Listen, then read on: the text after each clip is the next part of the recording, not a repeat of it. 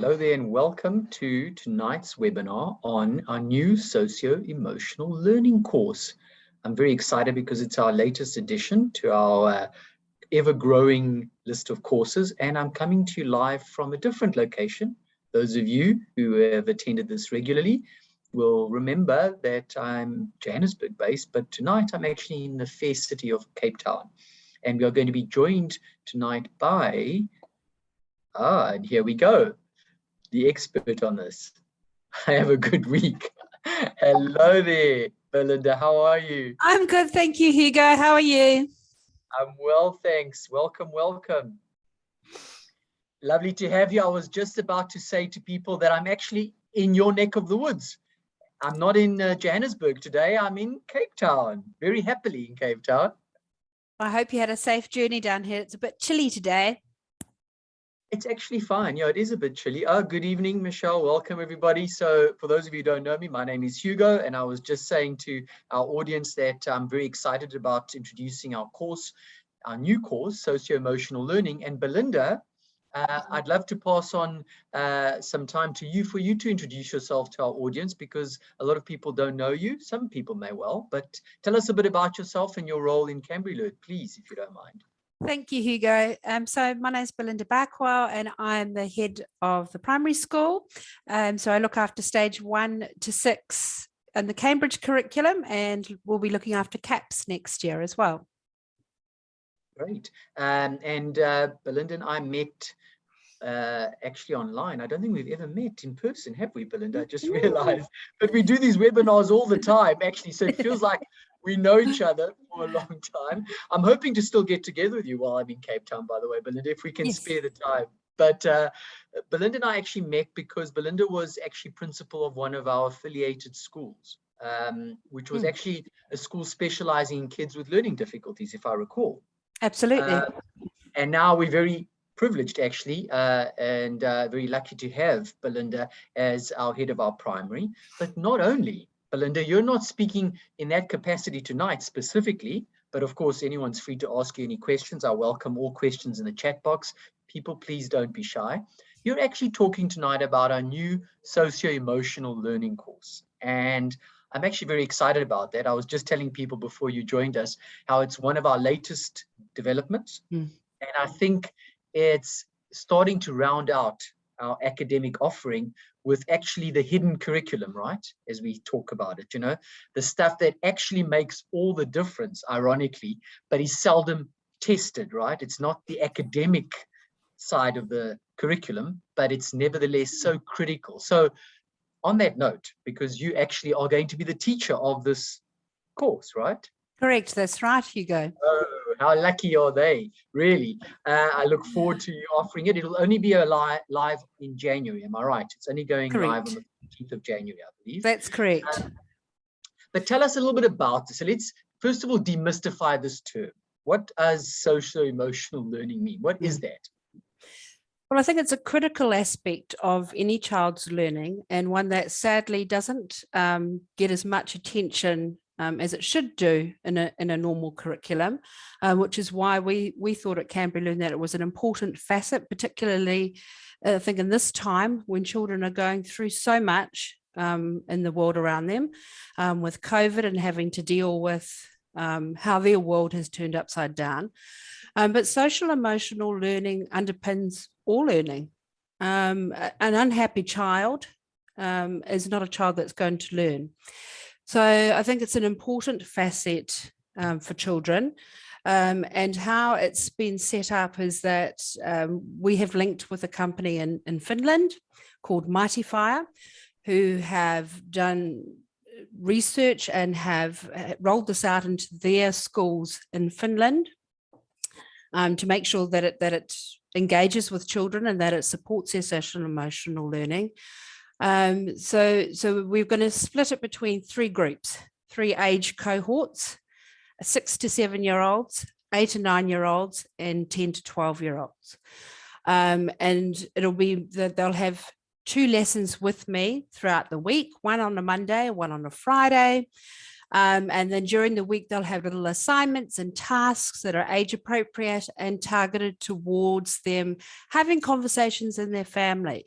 drawing projects. So not arduous tasks or assignments, more about them to unpack their feelings, to learn how to express themselves, to learn that emotions and feelings like anger are acceptable. It's how we communicate and display those behaviors, how we express ourselves with our family, with our peers, how we have empathy for each other. And I think empathy is an enormous term that is quite hard for children to understand, put themselves in somebody else's shoes, see things from a different perspective. And so all those critical skills that actually help us become better adults, better individuals, that also help us have better relationships with people. And when I say relationships, I don't, just mean within the family, but relationships with people from different backgrounds, relationships with friends. How do we, engage and meet with each other from a positive perspective?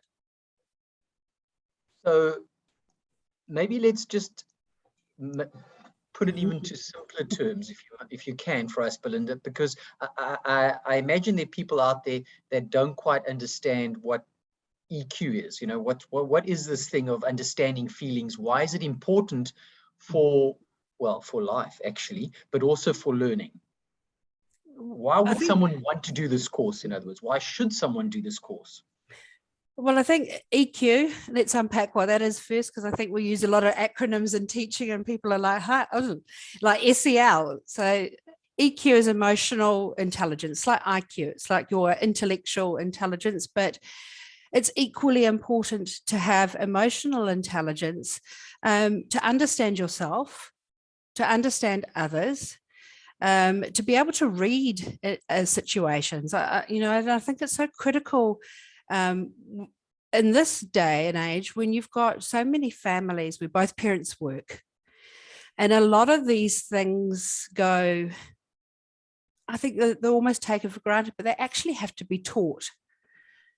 How do we engage in a game with our peers in the park? Do we just barge in and and a lot of children don't understand that. I think in America, they have positive behavior for learning, which is quite similar, where a lot of kids came to school or came to a situation, they realized actually they didn't know how what we take for granted is normal, everyday social nuances.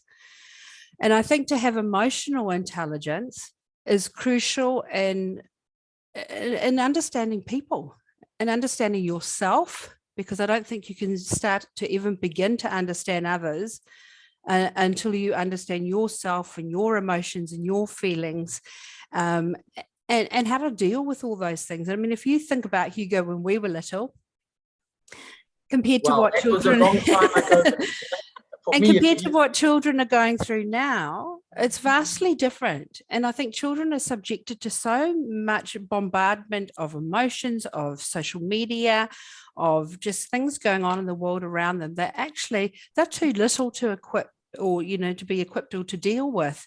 And I think it's important, it's our job as educators and parents to help them navigate their way through those things and give them a platform where they feel free to express themselves, where they're not being judged, where they're not being graded or compared to anybody else, as in an academic mark situation, that they can talk about the things that worry them and not be criticized for them. And I think that's important for them to have an outlet.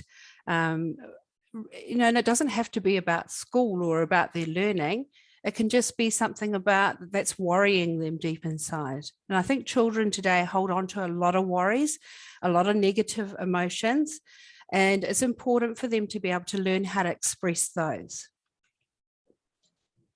That actually brought something up for me, Belinda, and I think it's been very pertinent over this time of Corona, right, of COVID. I think a lot of children, especially a lot of our student population that's at home learning, perhaps in isolation, perhaps they're fortunate enough and they go to one of our affiliated tutor centers, but they perhaps haven't been able to go due to health concerns or out of, safety concerns, or their center has had to shut down, or their school has had to shut down. And I think this has been a time that's been very trying for parents to be able to help their children through this. So this may have just come at the right time, now that, you know, we're trying to perhaps go back to some form of normality, right? But let's acknowledge all that's gone past, and how I have no doubt it's traumatized some of our kids, especially those with, you know, differences in their learning ability, or perhaps more vulnerable even to the stresses and strains of what COVID has done to our society and to our parents. Would you agree? I mean, I think this is absolutely. I mean, I just have to look at my own children and see how almost, you know, their whole world has been turned upside down. They're not allowed to socially interact as they would do normally, attend birthday parties. And it's hard on them. Going to school is different. You know, our kids fortunately are at home. They're in, or, you know, or possibly a tutoring centre, but, you know, still having to go outside in a mask. That has had a negative effect on many children. Yes, it's become their normal now after 2 years of having to mandatory wear masks, but it's still, it's you know, they're living in, oh, I wish I could do what I used to do, or, oh, now we can't do that because we have to rethink it because of COVID. And that's difficult. You know, as adults, we still get frustrated, you know, and we try and manage our emotions as best we can as adults, but children are very sensitive, and I think pick up on more about what's going on around them than actually we give them credit for. And they may overhear conversations where things are financially tough, where parents are upset for various reasons, because maybe a loved one's been taken by COVID. You know, that's come up a lot with some of my students in the primary, that they've lost near and dear family because of COVID. And it's important for them to have that opportunity to talk about it. Yes, it's not easy. It's a difficult topic, and nobody wants to really talk about them, but they need to be heard, because they're going to hold on to those emotions and feelings for a long time. And it can affect them going forward. As I said before, an unhappy child doesn't learn. And if they're holding on to this one thought, it's holding them back from developing in other areas. So that's why we felt it was particularly important to have a course like SEL, where it was solely focused on the child's emotional well-being. And look, we're not therapists, and although I've got a very strong background in social emotional learning and supporting children in that area, but I just think it's a nice course for children to understand who they are. Well, it's coming up often, Belinda, so let's put this question to rest right now. Is it only for primary school children? What if a learner was mentally of an immature age, you know, so they might not fall into the age brackets you just mentioned, you know, 6 to 7, 8 to 9, and 10 to 12, I think you said. What if mentally or maturity wise they fell into that age range, so to speak? Like, is there a strict age restriction here for these courses? Because I understand they will be grouped by age. Correct. Is it only by chronological age, or do we have some wiggle room? I know that, yes. I know that we have got some students in our primary school that are slightly older than the normal cohort. So I would suggest reaching out to your BD and having a discussion with them, because look, if they are currently enrolled in our primary curriculum, yes, I would say yes. So there's always extenuating circumstances for that. But the reason why we've grouped it into the 3 age cohorts is that so they're with like-minded peers. It would not be appropriate to have a 6-year-old on a 12-year-old's course. So I think for that instance, we do have to stream them per age cohort.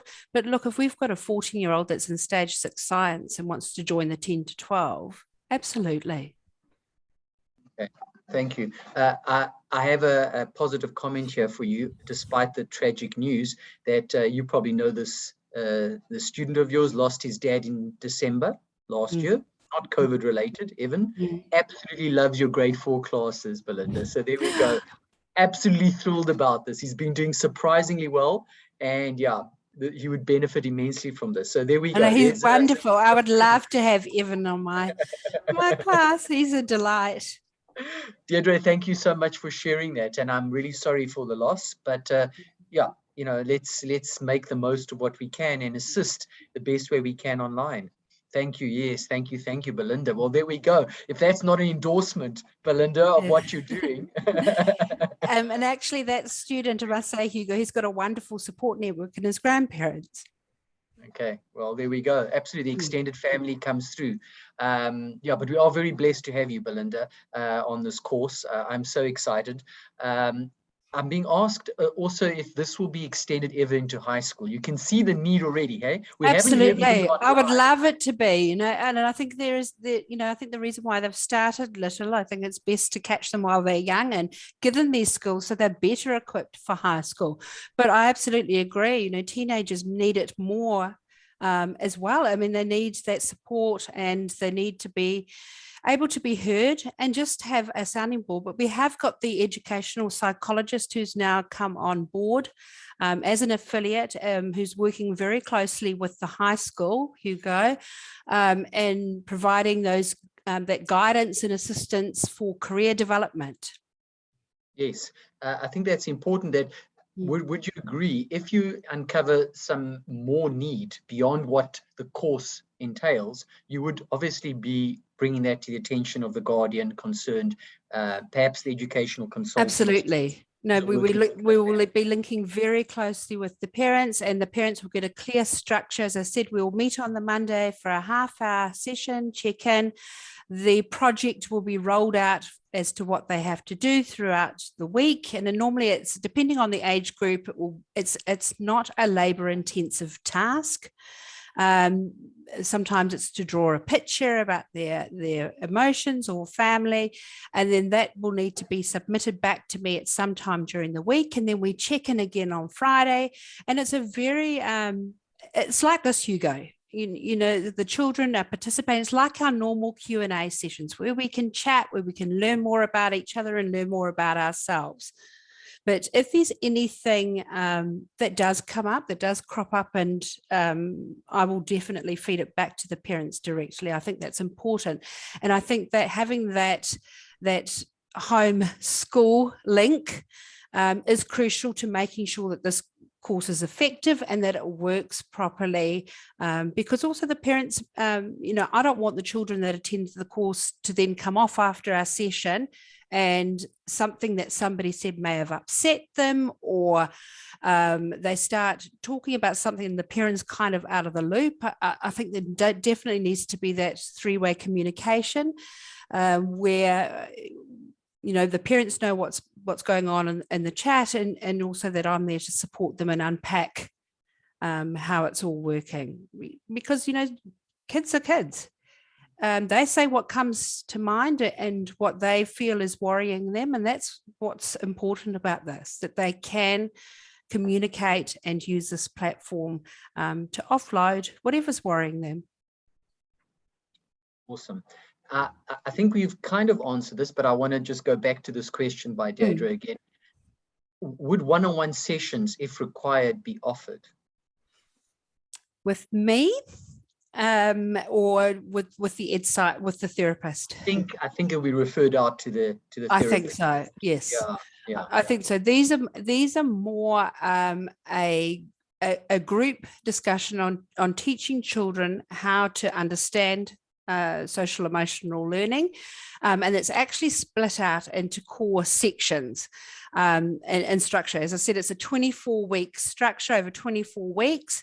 They get to learn their character strengths. They get to learn about kindness, about enthusiasm, bravery. Then we start an introduction to emotions. We talk about happiness, fear, anger and annoyance, and how to channel those emotions. You know, that it's okay to be angry, but how do we do that? How do we show anger? How to cope with facing difficulties. Then a little bit about self-care, well-being, respecting others, perspective, friendship skills, empathy, listening, for understanding. So there's many topics that are covered in that 24-week course. I can see why this needs to be extended, because just as you're reading those, I'm thinking I would benefit from that, right? Because that's the kind of work we all need to do, even as adults, right? I mean, that's absolutely listening for understanding. And oh, wow. Okay, I'm excited. I wish I were on the course. So you can see this is going to have to be expanded to older age groups for sure. I have an interesting question, and I suppose that goes with a lot of our courses. Up until recently, we were only offering academic courses. So we were grading students, we were continuously assessing them, and we were coming out of the report card. So the question here has been, how would you measure performance on this course? At what stage would you measure performance? Is it that kind of course, actually, is perhaps the first question to ask. Yes and no. It's not a percentage measured course. So certificates are issued after each unit or each concept's been taught. Feedback is given on the assignments or projects. They're not really assignments, they're like projects that are submitted, but it's not graded per se, because it's not about that. We're trying to move away from that competitiveness in academics, that this is more about expressing their emotions, learning how to feel better within themselves. These are lifelong skills, Hugo, that they'll carry with them for life, hopefully, through high school as an adult. They're basic social skills that help them become a better person, to help them understand themselves better, I think is a good way of putting it.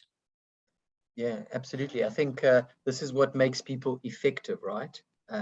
So much more, I think, than academic skills. We are a virtual school, so of course, ultimately you need an academic qualification. That's what we're accredited to help you achieve. But it's beyond that, right? So much of effectiveness in life, I think, is what you're referring to. So much research now, we know, suggests that things like executive control and all that you've mentioned, the EQ, the emotional quotient, the ability to handle emotion and to communicate it appropriately in the correct setting, so important. Actually, more of a determinant of success in life in terms of career. Absolutely. And it's also about them understanding who they are. What are my strengths? What am I good at? What do I need to work on? We all have attributes that make us who we are. And I think from an early age, it's important for children to recognize, their strengths within themselves. And also that they need to find their inner voice in a respectful way, of course. But it's something that I think is important for them from an early age, that it's okay to express my feelings, as long as I do it respectfully, and understand, okay, maybe I do get angry, but how can I change that? What can I do within myself to make me a better person? And I think it's always a good tool, no matter how old we are, to be inner reflective, to look into ourselves and see where we need support. And I think too, when there's so much conflicting information from the world around us, it's good to be able to talk about those things that we worry about or that are concerned, whether it be this schoolwork or whether it's something else. That it's good to express it and not bottle it in. Absolutely.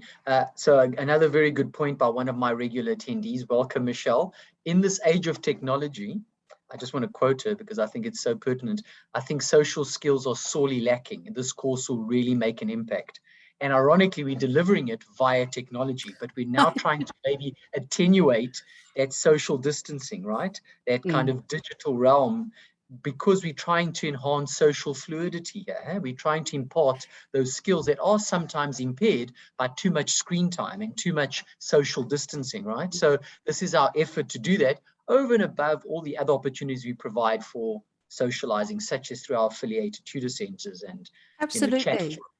But we're still human beings, Hugo. You and I are still people. And, I even find this in my Q&As with my students in science, that although we only connect once a week, you get to know them so well. and just to have that human connection and chat to each other. I always say, and I think Deirdre will second this, my stage 4 science class, we could spend a whole 2 hours just catching up on what we've done from the previous week. And it's nice, it's nice to have that contact with the kids and to be able to listen to them and what they want to share, because yes, that's what we miss being in an online school. That's what we miss in terms of COVID, and it's important. I think it's so important for the children just to have that connection with each other. Mm-hmm. Well, how can we get hold of a therapist if we need to? I think you've mentioned that you would then refer them to someone by means of their guardian, or perhaps enter in touch with their educational consultant who's helping that family. Absolutely, right? yes. Yeah. I want to stress that we like a personalized approach at CambriLearn. So you have been assigned a student advisor who is there to help the family in all circumstances. So we would communicate with all parties and make sure that you get the help you need. Okay, so please don't stress about that.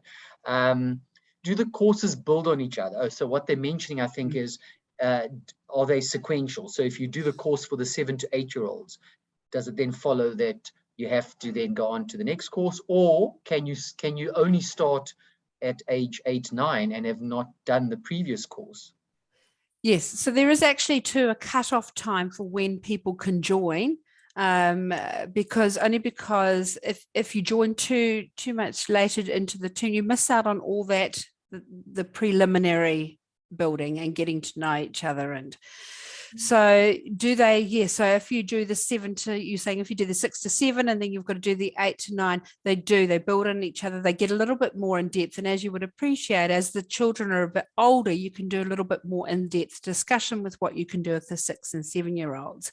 And I'm hoping that all the children that do sign up for it are going to be chatty and interactive, because that's what this course is about. It's about sharing. It's about learning from each other. It's not about, I'm the facilitator. They're the ones that are going to bring the learning. Well, you've definitely got a fan, eh? Deirdre is again singing your praises about how much fun you make the science and the sessions. And yeah, they look forward to Fridays because of you. Marin has asked the question about the follow-on courses. What she's suggesting is, if you do the next year's course, does it change? Like, do the courses get repeated every year? Does it cycle through, or how does the structure of the courses work? So the structure of the course currently, because this is the first time we've ever done this with MightyFire, who are the Finnish company who've developed the course. It currently, if I have a look at the 10 to 12, say, it builds on the same subhead, so it's got the same subheadings, but it goes into more detail. So if they continue to do it next year due to popularity, and say your child was doing 6 or 7 this year, or sorry, next year I should say, and then they chose to do it the year after, you would find that it actually goes into much more detail. So although they'll have the same subject headings like bravery, kindness, empathy, we start looking at it a lot deeper the older the age group. Okay, well, that certainly answered a lot of the questions. Although there is some hesitancy here by one of the parents, which I understand, is it not too heavy, Tsepo asks, for an 8-year-old, or for those under 8 even? Because you say it starts at age 7. 6 to 7, 8 to 9, and 10 to, yeah. So no, because you keep this, and that's what, and previously when I was saying that's, so 6 to 7, you might not go into it as deeply as you would do with 10 to 12. And when I say deeper, it's often steered more towards helping to get them express their feelings and emotions, rather than bogging them down with too heavy emotion, if you know what I mean. It's trying to keep light. Then with the 10 and 12-year-olds, we'd just be able to do more detailed projects and tasks, and also get them to express themselves more deeply, because they're more capable.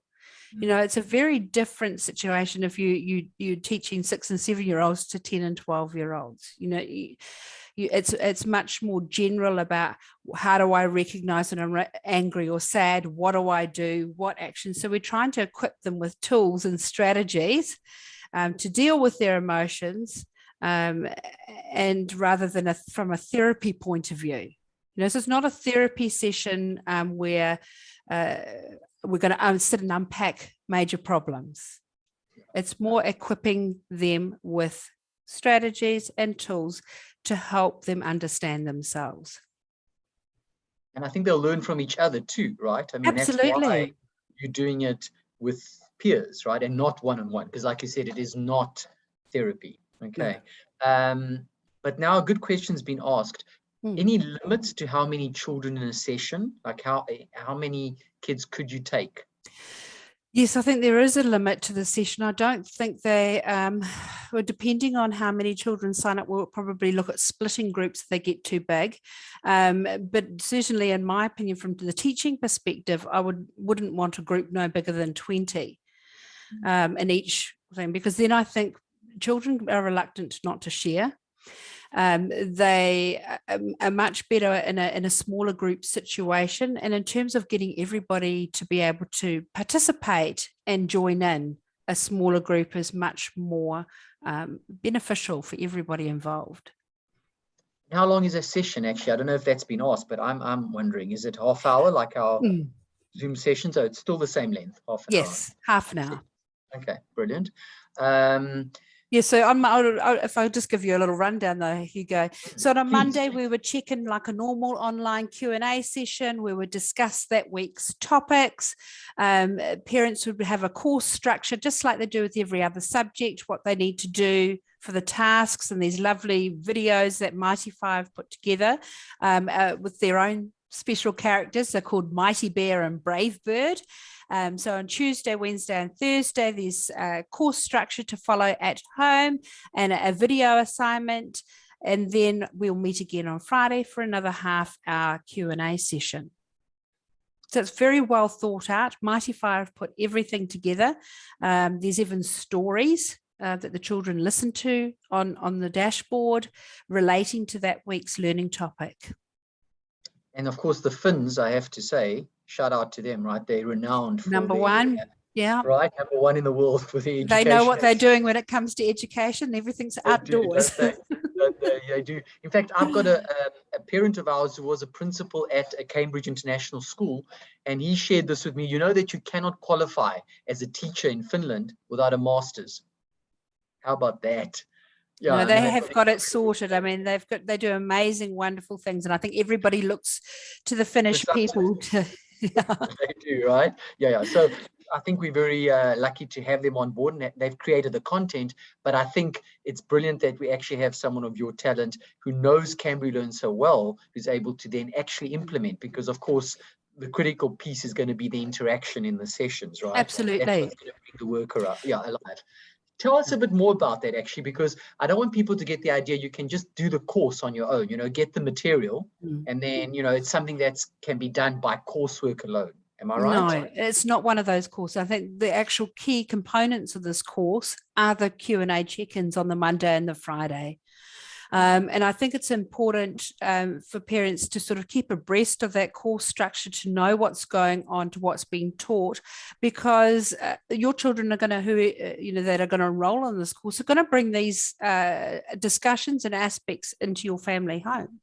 They're going to sit around the dinner table and share what they've learned today. And that's very important for parents to be a part of that discussion and to know what the child's been sort of learning about, and to help them to, continue those behaviours all the time. That's the key of SEL, is that it's not just a lesson, I close my book and I've put it away. We're hoping to encourage behaviours and positive behaviours that help support them in their everyday life, their learning, their academics, their family relationships, how to deal with their siblings better if they've got siblings, all those sorts of aspects where it's not just it's just a course and stop. I don't have to do it anymore. These are skills that they'll take with them and into their adult life. So a practical question from Maren. Do you know any idea what slots Monday and Friday sessions will be on? Not yet. They haven't been No. scheduled. Yeah. Yes, our deputy principal at the moment is busily doing all the timetable for next year. So once that has been finalised, which hopefully should be in the next few weeks, because we are very fast approaching the end of the year, that will be released, I'm sure, to parents so that they can see. Thank you. Wow, now this is a tough question. I'm glad I can pass it on to you. Katerina asks, what kind of theories or material is this course based on? And will there be further lectures for students and parents? Yeah, good question. So the people that designed this course was called MightyFire, and you can actually go and have a look, Google them, go and have a look on their website and look at the reasonings behind why they developed this SEL course, and why they've promoted it. And basically that they came down to the conclusion, they've done lots of research within Finnish schools, was that they wanted a course that focused solely on the child's social emotional skills, which they felt were essential for school, work and daily life. And I think I have to agree with them. The reasons why they thought that social emotional skills were so essential was that they thought that it provided a really good foundation for learning. So in order for a student to feel safe and appreciated, that they thought that children needed to find out about appreciation for themselves, appreciation for their families, to find out about gratitude, and to learn skills which I think are lacking in today. I think in our busy lives, we just forget to stop and breathe and take in those moments. I think we need to be thinking about how we practice these skills on a daily basis, and how we learn to make them part of our genetic, our psyche, our makeup for the rest of our lives. I think, to look inwardly at ourselves and look at ways of becoming better individuals and better human beings towards ourselves, towards each other, towards our family members, towards our friends. It can only be a positive thing. But if you go onto the MightyFire website, and I can put it in the chat here what the name is, they've got all their, I'm going to just type it in. I can't talk and type at the same time. MightyFire, sorry, without the S. But yeah, I do. I think it's a crucial element, Hugo. I really do, that a lot of children today, and look, I've been teaching for a number of years, and I've found that it's got progressively, it's declined. I won't say it's got progressively worse, but I do think in many children, their awareness of themselves and others has become less. And I wouldn't like to say it's made us selfish and egocentric human beings, but I think, empathy is lacking sometimes. We've become such a me generation, a me world, that I think it's important to take a little bit of a step back and listen. Reflect.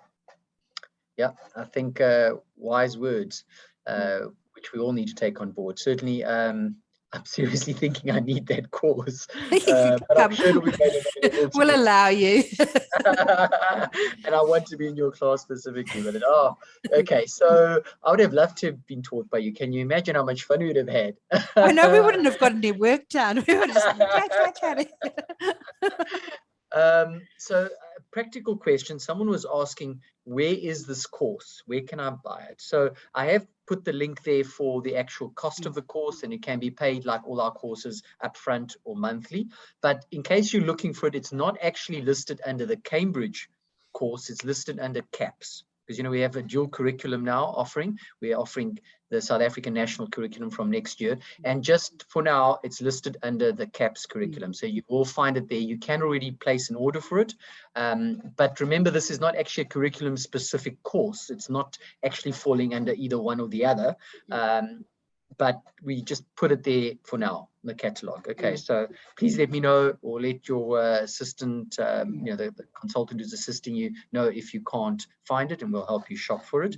But that's just a practical thing. I want to cover. Hugo, I must say, because we did the training course with Laura Marie from MightyFire. And they've got amazing resources. They're beautiful. I mean, the little videos they do with the read aloud books that fit so perfectly in line with every topic that the children look at. And it's a very well put together course. Excellent. So now I just want to delve a bit deep into how this course is structured differently to our other courses. You've made mention of it already, but this is not the kind of course where you can start any time of year. You want to maybe just elaborate on that, because there seem to be two very definite intake periods, and also what is the flexibility with the pacing of it? Because, you know, so many of our students are accustomed to pausing their learning and interrupting it for whatever reason, and then coming back to it and catching up, you know. So literally this acceleration and deceleration of the course, meaning pure self-paced learning, doesn't necessarily apply in this case. No, and it doesn't. And as I said, there is a cutoff time as to when they can join, because otherwise they miss out on the key components that are, you know, that we start with. Because as I said, each course is 24 weeks, and we meet twice a week. Now, these are not recorded lessons for obvious reasons. They're exactly like a Q&A. A 30-minute session where we jump on and we chat as a group, so cameras can be on, hence the reason why it's not recorded. And I would say the key components of getting 100% benefit out of this course is those 2 Q&As on a Monday and Friday, because that's when all the learning, that's when all the magic's going to happen. The Tuesday, Wednesday, Thursday is the self-paced at home, do the project, that's for that week based on that topic. But it's the discussions where the children are going to actually benefit the most. Yeah. So saying I'm not coming to the Q&A or missing it, if you're sick, you know, that's different. Or if you're going away for the week, you know, that's different. But it's not one where I'm going to watch the recorded live lesson and I'll catch up. Because each component builds on the previous. You know, it's important to be a part of that whole 24-week course structure. Thank you. I just want to remind some of our participants, like Kelly, I see that you did raise your hand. You're not able to speak at the webinar, but you're welcome to type. So you can either type in the Q&A box or in the chat box if you'd like to pose questions or make a point. All right. Sorry, we can't actually put you on audio. It's not the nature of the webinar tonight. Okay, so there are going to be 2 intakes, if I recall. The first one is the 14th of January, and the course runs for 24 weeks, I think. 24 weeks, yes. 24 weeks. So basically, it's going to be 2 semesters almost, right? 2 half-year courses. Correct. And then I think they're going to stop the intake for the first one, and then they're going to look at starting the next, you know, depending on the interest, and hopefully it's going to be a huge success. Then start looking at starting the next intake. Okay. So then, if you miss it, so you miss the intake, you then, am I right, have to wait for the second half of the year. That's just how it goes. Correct. Okay. So there's no catch up possible. It's not like we'll actually close applications for this course beyond a certain deadline, so that we don't allow latecomers to have to then catch up. No, and that I think is not fair to the children that enrolled in the first intake, and I think having to then backtrack and re-explain what's going on and get the children in the group who've now become accustomed to each other to now get used to new people joining the group, that's not fair. And I think that takes away from what this course is all about, which is why we've made that decision to do it that way. And in fact, MightyFire insisted that it be done that way, because the group becomes a unit, a family, for a lack of a better term, and we want them to feel comfortable with each other. And creating that circle of trust is a big underpin of this course. And having children jump on at different times, and that unsettles that stability and that trust circle. So that's why we've broken it in that way that we do. And I think that's important for these children, that they need to feel this is our group. This is who we're getting to know. This is, because it does become such a personal journey, and they have to feel safe to be able to share. That's actually a very good point. They will actually bond as a group, right? So that's why you can't allow people to keep coming into the group. Absolutely. It's too disruptive. Yeah, it's too disruptive. Okay, never considered that. So there will be quite a lot of intimacy in that sense. There'll be a strong bond formed between the members, potentially, because they will form an identity as a group and not just as individuals. No, absolutely. Yeah. Oh, wow. And we will be a little unit, even towards the end of the 24 weeks, Hugo. They start looking at their strengths. What are their top strengths? What are their family's top strengths? And analysing, what have they learned as a family together? That's part of their homework tasks. As a family unit, what have you learned from this SEL course? And what's worked for you, what hasn't? It's a lot of reflection that goes on, not just from the child attending the course, but also the family together as a unit.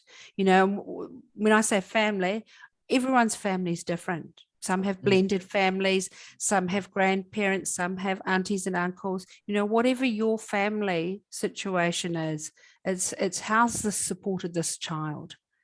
And that's the feedback too I want to get as their teacher. Has this made a difference in your child's life? Are they more expressive? Are they better at managing their emotions?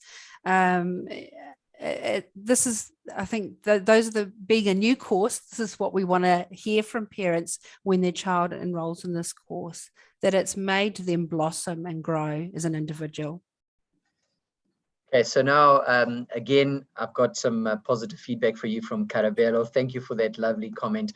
Completely agrees that trust and bond is key here, and knows that 2 little ones will benefit from this course. So there we go. I think you're going to be swamped with demand, Belinda. You're going to be I hope so. Can we say it right? I can see by the positive feedback. Absolutely.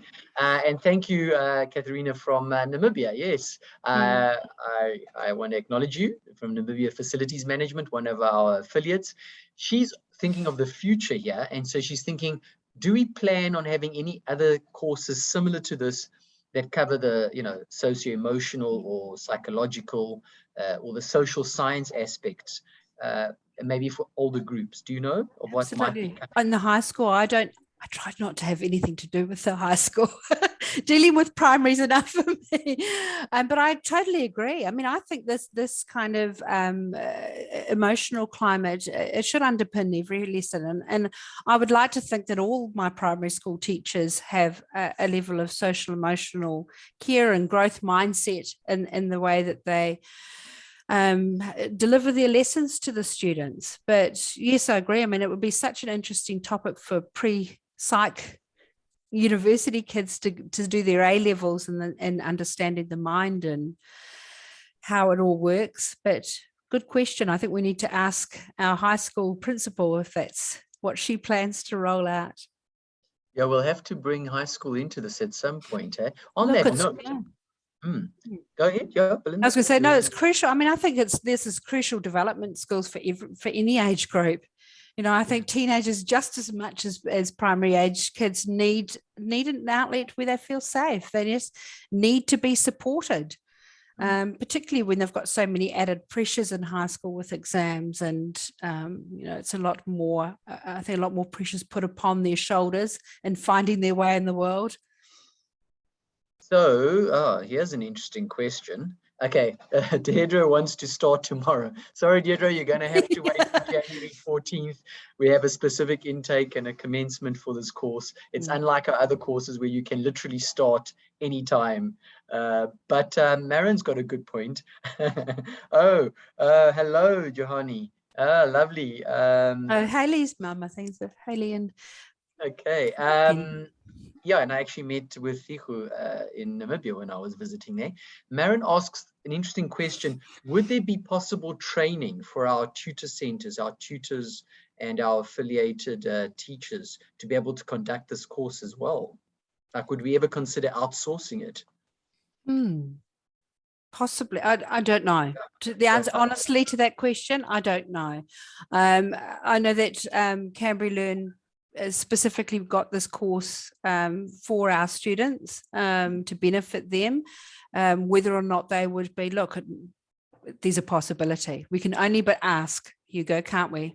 Yeah, absolutely. I think it's actually a valid question, Marin, because our tutors are so accustomed to being partners in our learning, right? And facilitating the learning. So I suppose the question now is, in this particular course, what role do you think, and this is a tough question, okay, but it's unscripted, right? Live. What role do you think a facilitator, tutor of ours would play in this kind of course?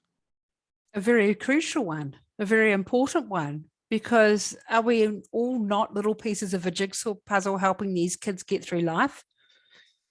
Although we're educators and teachers, we still have to support our students emotionally. We still have a duty of care to those kids and their social well-being. So a very crucial part of their lives, I think, that it's important for them to, and hopefully with the kids enrolled in their tutoring centre, they'll be able to support them in the projects that they're going to be involved with on the SEL course. So yes, it's important, it's vital. You're still spending at least 8 hours a day with that child. Yeah, good point. Good point. Thank you. So there we go, Marin. I see a big smiley from Marin. And Ashi has got a good question here. Would there be a possibility that these courses could clash? It's a good question, with other subject offerings on CambriLearn. No. Okay. So currently our exactly. Currently our DP's redoing the whole schedule, that it doesn't clash. Okay. Yeah, and the timetable, which is a major exercise, right, in any school, ensuring that there's not these clashes and overlaps to allow anybody within that age range to attend. Okay, so there's your answer. And because SEL's not confined to just Cambridge students, it also with the CAPS as well. With the CAPS, with the South African curriculum. Oh my goodness, I don't envy Brett, our deputy principal, who's doing that logistics exercise. That's a major exercise. So that's, I suppose, also the reason why, guys, we can't yet announce an exact time slot, because we're busy scheduling all this. And remember, we're launching a whole nother curriculum school in January. So there's a lot to schedule. Okay, so just bear with us. I think that brings us to the end of tonight's questions. And I actually have nothing else to ask you, Belinda, but other than to say I'm really excited. And I know, me too. That you're doing this. I think it's going to blow your mind how in demand this course is going to be. Hugo, I love connecting with our kids on the lessons that I do, and I think it's very important, and I think it's such a nice thing to do, something that's not academic, that's focusing on them and their well-being, and I think it's just going to be beautiful. It's going to be amazing. It is, and I'm so glad you're offering it.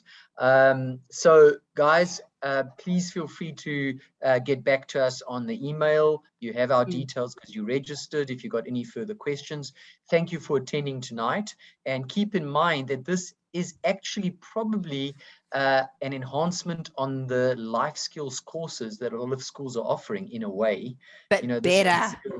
but better, right? This is real life skills in being workshopped in a way, is really as you described it, which is why it's so essential to attend the live only sessions, why it's so interactive, and why it cannot be done like our academic courses, entirely at your own pace and at a time of your choosing, and where you can join anytime and end anytime. You can see why, because actually this needs to be done with your peers in collaboration, facilitated by someone as expert as Belinda, and it does need that support, and it needs that continuity. It cannot be taken at any time, at any pace, by anyone. Okay, it's got to be structured.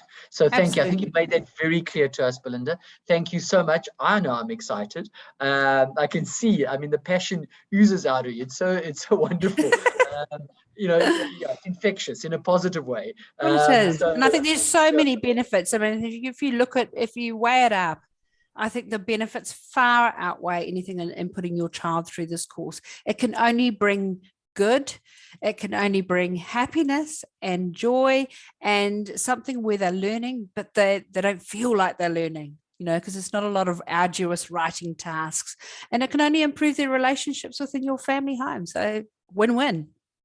Brilliant. Okay. Well, on that note, there's nothing more to add. Thank you for joining us tonight. Please keep safe. Be well. Good night, Welcome everybody. to Cape Town. Thanks, Belinda. Bye. Bye.